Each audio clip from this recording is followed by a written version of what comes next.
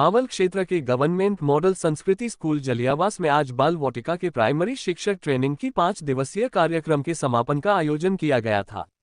ये बाल वाटिका का शिक्षक ट्रेनिंग कार्यक्रम नई शिक्षा नीति के तहत बाल सर्वांगीण विकास की दृष्टि से बच्चों को खेल के माध्यम से पढ़ाई के प्रति जागरूक करते हुए उनके पढ़ाई पर फोकस करना है। आज जलियावास के सरकारी मॉडल संस्कृति स्कूल में इस 5 दिवसीय कार्यक्रम का समापन मुख्य अतिथि बावल विधानसभा से विधायक डॉक्टर कृष्ण कुमार की मौजूदगी में किया गया। इस कार्यक्रम का मुख्य उद्देश्य बावल खंड के 100 प्राइमरी शिक्षकों को बाल वाटिका से संबंधित 5 दिवसीय ट्रेनिंग देने का कार्यक्रम था। पहले सभी प्राइमरी स्कूलों में पहली कक्षा से लेकर 5वीं कक्षा तक के बच्चों के लिए कक्षाएं होती थी, लेकिन अब आगामी सत्र से एक नई कक्षा भी, जो कि नर्सरी के नाम से कही जाती है, लेकिन सरकारी प्राइमरी विद्यालयों में अब इसे बाल वाटिका के नाम से जाना जाएगा। ये कक्षाएं 5 से 6 वर्ष के बच्चों की अब गांवों में प्राइमरी स्कूलों में लगाई जाएंगी।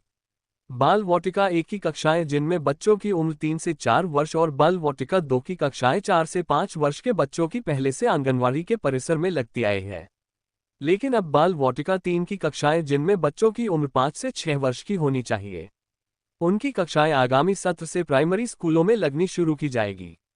अगले सत्र से शुरू होने वाली बाल वाटिका के बच्चों को समझाने, सिखाने व उनके साथ किस तरह के मधुर व्यवहार के साथ पेश आते हुए उन्हें पढ़ाना है। इसी तरह के ट्रेनिंग सेशन के 5 दिवसीय कार्यक्रम का आयोजन किया गया था। इस तरह का कार्यक्रम पूरे जिला रेवाड़ी के सभी अलग अलग ब्लॉक में आयोजित किए जा रहे हैं, लेकिन बावल ब्लॉक के प्राइमरी विद्यालयों की ट्रेनिंग का आयोजन पहली बार जलियावास के गवर्नमेंट संस्कृति मॉडल स्कूल में आयोजित किया गया था, जिसमें विशिष्ट रूप से बावल ब्लॉक की खंड शिक्षा अधिकारी राजबाला मौजूद रही। वहीं इस कार्यक्रम के मुख्य आयोजक प्राइमरी स्कूल जलियावास के मुख्य शिक्षक राजेश शर्मा की अध्यक्षता में किया गया था, जिसमें मुख्य रूप से शिक्षक लक्ष्मी नारायण शास्त्री, अशोक कुमार, देवेंद्र कुमार, महिला शिक्षक पंकज व अन्य समस्त स्कूल के शिक्षकगण और बाहर से आए हुए सभी शिक्षक उपस्थित रहे। जलियावास ग्राम में 5 दिवसीय बाल वाटिका प्रशिक्षण कार्यक्रम था, जिसमें अपने बावल खंड के 100 स्कूलों के सभी टीचर्स आए। आज इस समापन समारोह था, जिसमें बच्चों को 5 दिन में काफ़ी प्रशिक्षण या ट्रेनिंग दी गई थी। तो उसके समापन समारोह पे मैं एज के बतौर मुख्य अतिथि आया था। उनके लिए उन्होंने मांगे रखी हुई भी, एक तो स्कूल में इंग्लिश मीडियम नहीं है, तो उसको इंग्लिश मीडियम अपग्रेड करवाया जाए, ताकि बच्चों को कहता कम से कम 3 किलोमीटर से 8 किलोमीटर जाना पड़ता है। तो मैंने इनको कह दिया, लिख के दे देंगे प्रपोजल, मैं मुख्यमंत्री महोदय के सामने डिस्कस जो करवाएंगे। और दूसरा, इनका भवन की कमी है पुरानी, उसको रिपेयर, और 2 बड़े कमरे हाल जिसमें बच्चे उपस्थित हो, सभागार कक्ष। और तीसरी डिमांड इन्होंने लाइब्रेरी रखी है, उनके लिए मुझे डिमांड दे प्रपोजल, उनको पूरा करवाया जाएगा। इसके लिए मैं जो बीडीओ है कंसर्न, तकरीबन हर गाँव में सफाई कर्मचारी दिए, तो उसके माध्यम से बात करूंगा और सफाई के लिए तुरंत इस पर कार्रवाई की जाएगी। इसलिए बावल फ्लाईओवर की मैंने मुख्यमंत्री महोदय से उन्होंने मीटिंग बुलाई थी, तो बुधवार के दिन शाम को 4 बजे, तो मैंने बता दिया NHAI के अधिकारियों से बात करके इसको जल्द से जल्द इसको शुरू करवा के इसको कर्म करवाया जाएगा। नाम नविता, मैं ABRC के पद पे कार्यरत हूँ। हमारा जो ब्लॉक है बावल ब्लॉक है, और मेरा भी जो स्कूल है CRC संगवाड़ी स्कूल। आज जो कार्यक्रम चला हुआ है, आज बाल वाटिका ट्रेनिंग चली हुई है यहाँ पे पिछले 5 दिन से। आज यहाँ पे 5वां दिन है, और इस कार्यक्रम में हमारे जो बावल ब्लॉक के 105 प्राइमरी स्कूल है, उनमें से एक टीचर हमने लिए हुए हैं, और प्रशिक्षण कार्यक्रम चला हुआ है यहाँ पर 5 दिवसीय।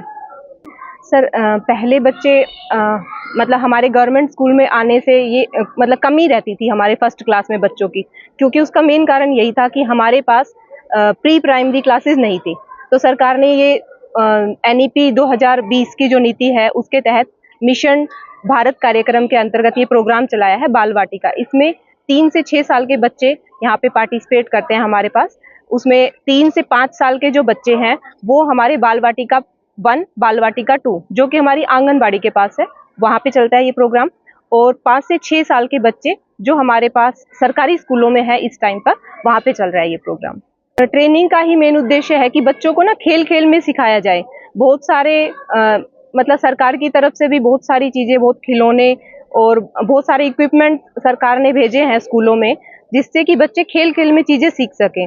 हमारे पास मतलब ये लगा लो आप, हर 6 महीने में या हर 3 महीने में कुछ ना कुछ किट्स वगैरह आती रहती हैं बच्चों के लिए, और वो सामान ऐसा होता है कि बच्चे उससे ना देख देख कर ही सीख जाते हैं। और मेन उद्देश्य हमारा रहता है कि बच्चों को ऐसा वातावरण दिया जाए जिससे वो खेल खेल में सीख जाए, उनको जो अपनी पढ़ाई है बर्डन ना लगे। बच्चे देख के, मतलब कक्षा का माहौल ही ऐसा बनाना होता है प्रिंट रिच, जिसमें बच्चे देख के उन चीजों को सीख जाएं। ये थोड़ा सा एक चिंता का विषय है कि हमारे स्कूलों को ना जो ग्रांट मिलती है वो उतनी पर्याप्त नहीं होती। बिल्डिंग वगैरह का जो होता है, हमारा जो लेवल है कि टीचर्स को मोटिवेट करना, बच्चों के लिए कार्यक्रम करना, पर जो बिल्डिंग वगैरह है ये हमारे पहुंच से बाहर है, तो इस बारे में मैं थोड़ा सा नहीं बता पाऊंगी। लक्ष्मी नारायण आर्य, अध्यापक, सरकारी स्कूल जलियावास में हूँ।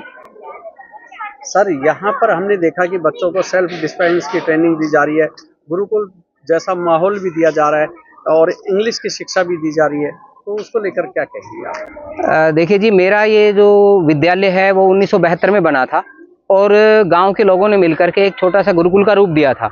बाद में हरियाणा सरकार ने इसको मान्यता दी और जो आधुनिक शिक्षा पद्धति है उसके साथ ये जुड़ गया। लेकिन गुरुकुल की परंपरा के अनुसार यहाँ पर बच्चों को योग, प्राणायाम, सेल्फ डिफेंस आदि सब कुछ दिया जाता है। यहाँ पर बच्चे यज्ञ, हवन, मंत्र आदि भी साथ साथ सीखते हैं और भी बहुत सी चीज़ें हैं जो अन्य विद्यालयों से इस विद्यालय को अलग बनाती है। यहाँ के विद्यार्थी विभिन्न प्रतियोगिताओं में भाग लेते हैं और इनाम जीत करके लेकर आते हैं। मेरा ये विद्यालय पिछले वर्ष डीसी साहब से भी पुरस्कार प्राप्त कर चुका है। पहले यहाँ पर 60 से 70 बच्चे होते थे। अब मेरा जो वर्तमान स्टाफ है ये बहुत ही मेहनती है। इन स्टाफ साथियों ने मिलकर के यहाँ पर आज 242 नामांकन दर्ज कर दिए हैं, जो अपने आप में एक रिकॉर्ड है। यानी होनी सभी विद्यालयों में चाहिए, क्योंकि व्यक्ति शिक्षा प्राप्त करता है व्यवहार में परिवर्तन के लिए, और आज जरूरत है, समय की मांग है कि हम अपने बच्चों को अपने जो धर्म ग्रंथ हैं, अपने अध्यात्म से उनको जोड़ें, क्योंकि आने वाला जो समय है वो बड़ा विकट है। शिक्षा का वास्तविक अर्थ तो तभी है जब बच्चे माता पिता का सम्मान करना सीखें, अपने बड़ों का सम्मान करना सीखें, और ये सारी चीज़ें मिलती है अपने जो ग्रंथ हैं, अपने शास्त्र हैं उनसे।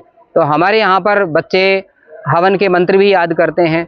यहाँ पर जब भोजन होता है, मध्याह्न भोजन होता है जो MDM सरकार की तरफ से दिया जाता है, तो बच्चे म्यूजिक के साथ धार्मिक जो भजन है, कीर्तन है, ऊर्जा वाले जो शब्द हैं उनको सुनकर के भोजन करते हैं, ताकि ये बच्चे बहादुर बने, निर्भीक बने और इनका जो भोजन है वो वास्तव में इनके शरीर के लिए पुष्टिकारक हो। मंजू नाम है मेरा, मैं GPS मोहम्मदपुर से हूँ और यहाँ मैं एक प्रशिक्षु के तौर पर आई हूँ।